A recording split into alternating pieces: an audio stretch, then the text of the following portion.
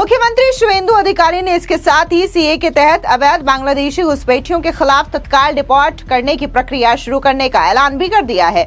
शुभेंदु अधिकारी ने नामन्ना में बीएसएफ अधिकारियों के साथ प्रेस कॉन्फ्रेंस करते हुए ये साफ किया कि जो लोग सीए के दायरे में नहीं आते उन्हें घुसपैठिया माना जाएगा। ऐसे लोगों को राज्य पुलिस पकड़ेगी और सीधे बीएसएफ को सौंप दिया जाएगा। इसके बाद बीएसएफ और बॉर्डर गार्ड बांग्लादेश मिलकर के उन्हें वापस भेजने की प्रक्रिया पूरी करेगी। अब ऐसे में आप भी सुनिए किस तरीके से मुख्यमंत्री शुभेंदु ने इस बात का ऐलान किया।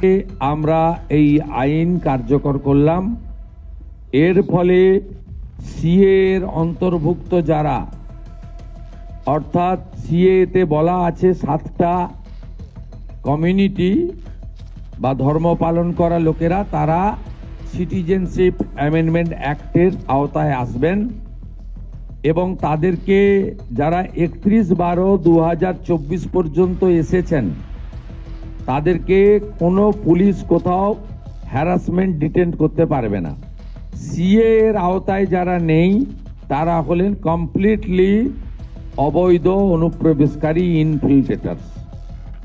তাদেরকে সরাসরি রাজ্য পুলিশ গ্রেপ্তার করবে এবং ডিটেন্ট করবে এবং হ্যান্ডওভার করবে বিএসএফ এর হাতে এবং বিএসএফ তারা বিডিআর এর সঙ্গে কথা বলে তাদেরকে ডিপোর্ট করার ব্যবস্থা করবে, অর্থাৎ ডিটেক্ট, ডিলিট, এবারে ডিপোর্ট।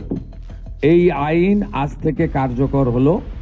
মাননীয় ডিজিপিকে এবং হোম সেক্রেটারিকে বলে দেওয়া হলো পশ্চিমবঙ্গের বর্ডার সন্নিহিত সমস্ত থানাগুলিতে এই আইন দেশের স্বার্থে, পশ্চিমবঙ্গের স্বার্থে আমরা আজ থেকে কার্যকর করলাম।